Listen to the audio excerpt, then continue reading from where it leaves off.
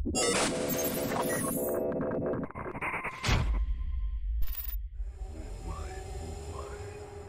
Mumu Darko.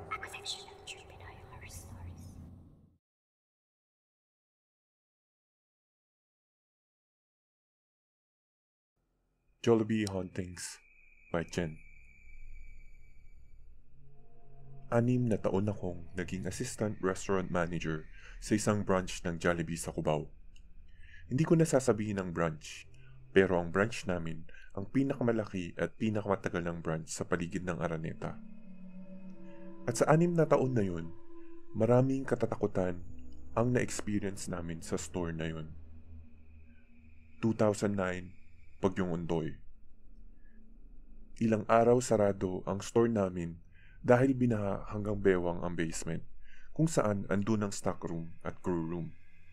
Nang bumuti ang panahon, nagpuntahan ng mga crew at manager para linisin ang putik na iniwan ng baha. Si Santino, crew namin, bumaba sa basement para magmap ng sahig na puno ng putik. May dala siyang flashlight dahil napakadilim doon kasi wala pang kuryente noon. Habang hawak ang map at flashlight sa magkabilang kamay, nakarinig siya ng kaluskos. Ang sabi niya, tulad yun ng tunog ng mga kuko na kumakaskas sa plywood na pader.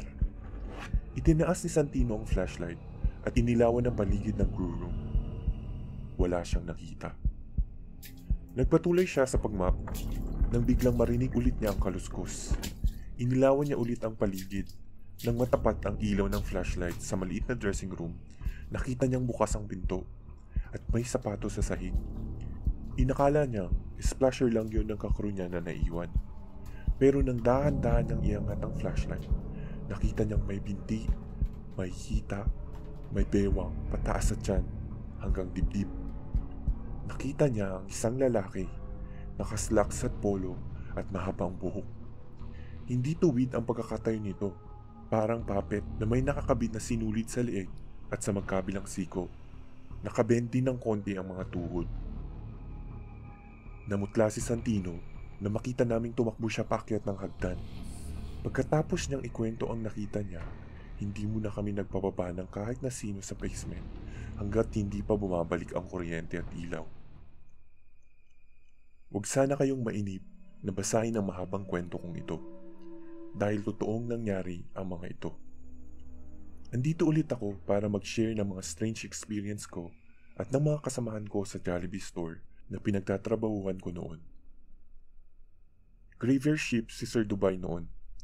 Madaling araw na yon nung tawagin siya ng isang customer. Nakaupo yung customer malapit sa CR. Nilapitan niya yung customer. Ang sabi, i-check daw namin yung CR kasi may pumasok daw doon na magjowa. Magti 20 minutes na at hindi pa rin daw lumalabas.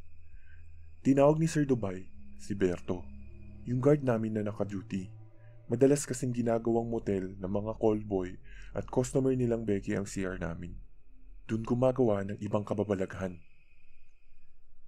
Sir, di ba sinara na natin yung CR ng lalaki at babae pag graveyard? Handicap CR lang ang bukas, sabi ng guard.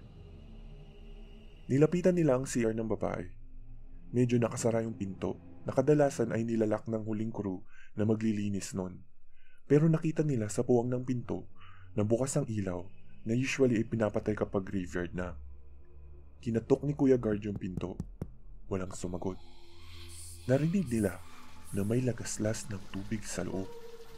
Tinulak ni Kuya Guard yung pinto at mabilis silang pumasok ni Sir Dubai sa loob ng CR. Walang tao. Bukas lahat ng gripo ng 3 lababo.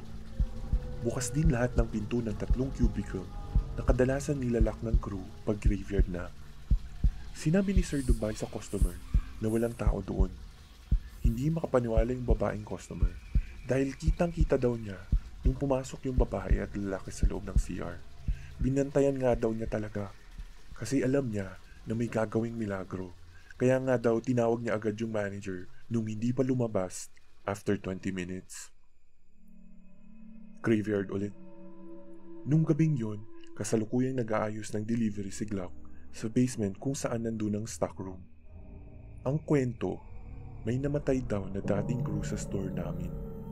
Pinangalanan nilang Joey ang multo na namatay na crew na nakulong daw sa walk-in freezer at namatay dahil sa lamig. Dahil sa kwentong yun, natatakot ang mga kulong pumasok mag-isa sa stockroom. Kahit ibang manager, takot. Sumisipol-sipol pa si Glock habang nag-aayos ng stocks nang biglang may bumagsak sa likod niya. Dinig na dinig daw niya ang kalabog ng pagbagsak ng mga kahon. Naramdaman pa niya ang mga mahinang pag-vibrate ng sahig dahil siguro sa bigat ng laman ng mga kahon na nabagsak. Pero nang lumingon siya sa likod niya, walang kahon. Walang stocks na nahulog. Walang kahong bumagsak. Nilibot niya ng tingin ang buong stockroom. Malinis, walang kahit ano sa sahig. "Sorry na, hindi na ako sisipol para di ka maingayan." Yun na lang daw ang nasabi ni Glock. Baka daw kasi naingayan si Joey sa pagsipol niya. Nakita ni Marlo na may crew na pumasok sa stockroom. At dahil nga kinakatakutan ng stockroom na yun, nagtago siya sa labas ng pinto at inantay na lumabas ang crew na pumasok para takutin. Ilang minuto na ang nakalipas. Walang crew na lumalabas kaya pumasok na si Marlo sa loob para dun nagulatin at takutin yung crew na nakita niya. Pero pagpasok niya sa stockroom, walang katao-tao dun. Matanda na si Ate Cory. Crew namin siya na tagalinis ng CR. Powder girl. Malapit na siya maging senior citizen.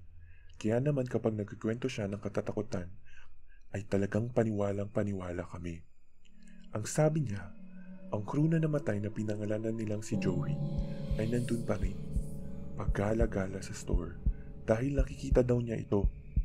Tinanong namin kung paano niya nalaman kung ang nakikita niyang crew ay si Joey na isang multo at hindi kung sinong crew lang namin. Ang sabi ni Ate Cory, madali lang niyang nalalaman kapag si Joey ang nakikita niya kasi lagi niya itong nakikitang nakatalikod at suot ang pinakalumang uniform ng Jollibee. Sabi niya, yung pinakaunang uniform ng Jollibee, yun ang suot niya at naglalakad lang siya palagi ng mabagal papunta sa stockroom. Gabi nun, mag-i-inventory na sana ako. Bumaba ako sa stockroom. Medyo naiinis ako kasi nakabukas ang pinto ng stockroom. Rule kasi namin na dapat laging nakasara ang pinto ng stockroom para hindi basta-basta nakakapasok ang mga crew maliban sa stockman. Inisip ko na lang na nasa loob si Glock. Tumuyo ako sa labas ng pinto. Tinawag ko si Glock na siyang on-duty stockman.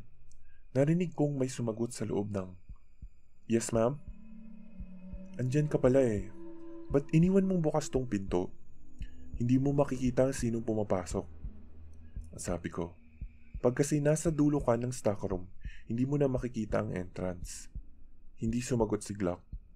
Narinig ko ang tunog ng mga crates o paleta na pinagpapatong-patong. Niisip kong nagsasalansa ng mga chicken joy si Glock, kaya lumakad na ako papasok sa loob ng stockroom. Papunta sa pinakalikod kung saan narinig kong andon si Glock, pero pagdating ko sa dulo ng stockroom, walang tao. Habang nasa kaligitnaan ako ng pagtataka at medyo takot, biglang sumulpot si Glock, nakakapasok pa lang ng stockroom. "Ma'am, inventory na tayo?" "Asan ka?" sabi ko. "Nasa taas ma'am. Tumulong muna ako dun, ang daming customer eh." "Ha? May narinig akong sumagot dito kanina eh. Kausap ko." "Hala ka ma'am, baka si Joey yun." Kinalabutan ako. Wala akong third eye. Wala rin akong nikatiting na psychic ability kaya hindi ako matatakotin. Pero nanindig ang mga balahibo ko nung gabing yun. Ikaw, meron ka bang third eye o psychic ability?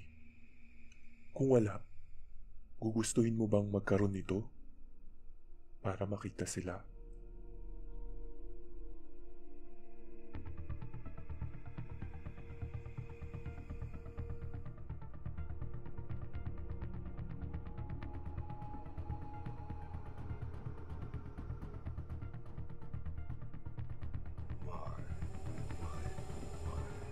May Mumu Daiko.